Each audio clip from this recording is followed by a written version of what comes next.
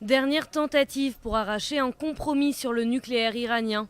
Le secrétaire d'État américain John Kerry et son homologue iranien se retrouvent à Lausanne moins d'une semaine après de précédentes discussions. Et cette fois-ci, les négociateurs se montrent plutôt confiants, à l'instar du vice-président de la République islamique. Dans l'ensemble, je suis optimiste, mais il y a les événements de la région et internationaux, ainsi que ceux qui, sur le plan international, voient leurs intérêts dans les troubles et l'absence de règlement de cette question. Ils essaient de faire en sorte qu'il n'y ait pas d'accord. Dernier rebondissement, François Hollande s'est entretenu avec le président iranien Hassan Rouhani. Il lui a demandé un accord durable, robuste et vérifiable. Le chef de l'État iranien s'est également adressé au Premier ministre britannique et a demandé l'annulation de toutes les sanctions.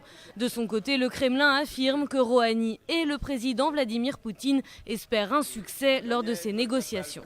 Toutefois, de nombreux points de blocage subsistent. Les Occidentaux exigent la mise en place d'un régime de surveillance renforcé. Objectif, maintenir sous cloche le programme nucléaire iranien.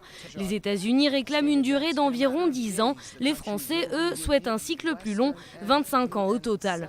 Pour Téhéran, une telle durée est tout simplement inacceptable. L'Iran dispose de 20 000 centrifugeuses, dont la moitié en activité. L'accord envisagé limiterait leur nombre à environ 6 500, mais les Occidentaux craignent que les Iraniens mettent au point des machines plus performantes, d'où leur volonté de surveillance. Pour un contrôle efficace, l'AIEA devrait avoir un accès illimité aux sites et aux chercheurs, ce que refuse Téhéran.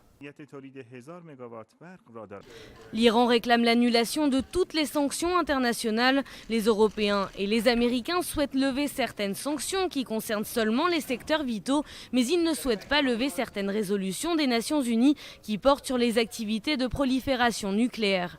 Des blocages susceptibles, selon certains diplomates, d'être levés d'ici quelques jours.